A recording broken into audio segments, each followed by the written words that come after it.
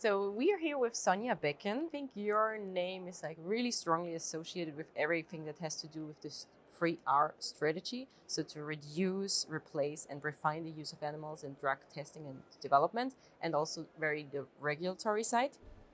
And since you're so deeply involved in this subject, and considering all the promising potential that we try to propose in organ-on-chip technology, there's maybe this aspect we're aiming to replace animals, but maybe with the technology we could also already reduce the use of animals. And so could you walk us through where we are right now in terms of organ-on-chip technologies in drug development and testing? And from a regulatory point of view, what are the steps that we have to take next? That's a very big question. So where are we now? I think, and I try to elaborate it in my lecture, we are looking at the technologies from the regulator side with a lot of interest. And we are thinking already ahead of how we could accept the technologies within our regulatory framework.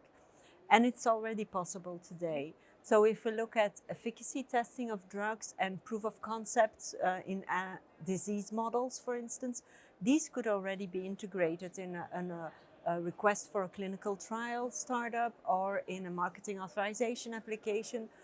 However, if we're looking at ensuring safety of patients and looking at systemic toxicity endpoints like liver tox or cardiotox, then it's more complex, because then the models need to be qualified to be used into a certain context, and hence we need to draft the criteria, which we cannot do alone. So we are reaching out really to the method developers, to the end users, and to see how are they working with the methods, what do they know about the methods, and how can this drive our criteria that we are setting up. In terms of criteria, is there something going on like a standardization in terms of criteria? What, for example, a certain model has to provide in terms of, for example, secretion? So is there like are you working on a catalog that is like putting out this kind of criteria for the field to like have an orientation? Yeah, certainly. Now, what is important to know is that there is a big difference between if you're talking about secretion and so on, I'm thinking about biological characterization of the model. Are my hepatocytes viable? Are my CYP450 enzymes expressed? Is there a donor-to-donor variability? I call this more characterization and standardization, and that's something EMA won't do. We are looking at context of use qualification, meaning how does that model predict a certain endpoint, and how does that aid in the regulatory decision-making process? For instance, if you are predicting a hepatotoxicity in patients, does this human relevant model predict a human relevant effect? And do we have to include risk mitigation in the clinical trial? So coming back to your question, this characterization of the technology and of the cells should be done upfront. Mm-hmm. And when discussing with relation to the Sensinelec roadmap to standardization, I think this is a very important piece of work, and it would be good if this would be included in, like, for example, good in vitro method practices, so that we can just say, well, your method needs to be given, and now we can go to qualification according to context of use, because we can't do it all. Seems already to be a bit of a work. Yeah.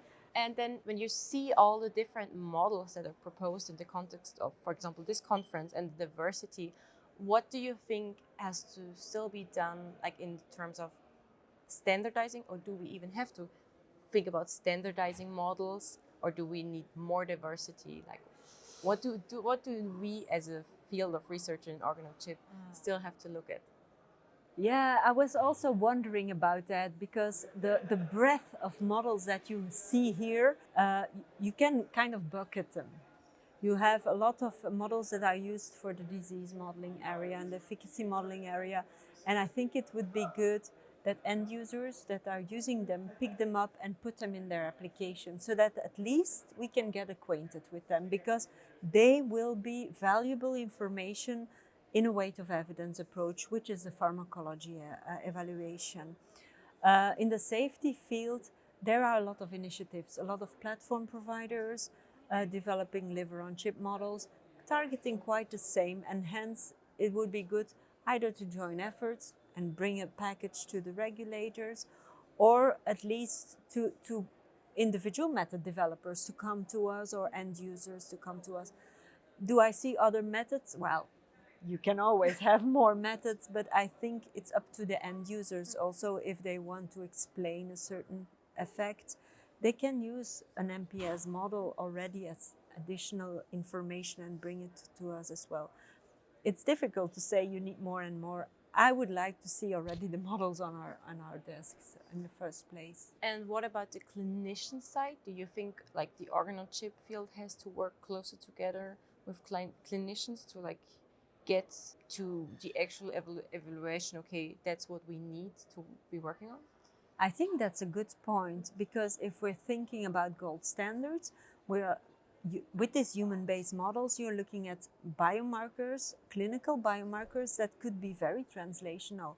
You could measure ALT, AST in that model, but also in the human population, and compare the outcomes and see if it reflects the human situation. Also, if you're looking at diseased models and the sensitive populations, you could also liaise with the clinicians to see what kind of cells could include. I'm thinking about also a very active research field now in the pediatric medicines area, in the pediatric oncology. We are thinking about specific models of disease, because you will never be able to do clinical trials in all of the children that are affected with a certain cancer, or your trials would not be powered enough. So there might be a place for these very highly sophisticated models, which could maybe recapitulate a tumor environment that is specific to pediatric population. Thanks. And when you compare where we are in Europe right now to like the international circuit, where do you think like Europe stands? Where are maybe the advantages and disadvantages that we have in like regulatory forces in that field? That's a tricky question. I think we have a lot of great science in Europe, and we have so many initiatives, and we have an enormous flexibility also in the regulatory environment. We are maybe a bit less in the PR field, so we could do more. And I think some other regions might have the advantage of being very well organized, all the forces that are bundled together in single organizations. Our know-how is a bit scattered across the member states, but still this is also a force, and we should make more use of this force and join efforts. And I think I tried to do that also with my talk, is to reach out. I think we have to come together, and EUROoCS could play a great role of catalyzing these collaborations, not only between the academic centers, between the end users, but also between the different stakeholders, and bring models at a quicker pace to the regulatory table. Yeah, so really bringing models to the regulatory forces should be a key take. I think it is a nice way to have this motor. Yeah. And then maybe picking up another like key term that I'm sure we will keep hearing in the future is artificial intelligence. And then also maybe the role it will play in the organ-on-chip field. And from like a regulatory side, do you think that this also should be considered in like regulatory texts already, or where do you see?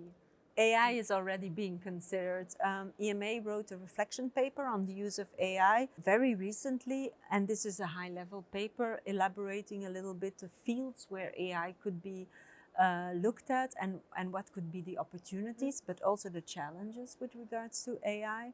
And certainly in non-clinical testing, there is a place for AI.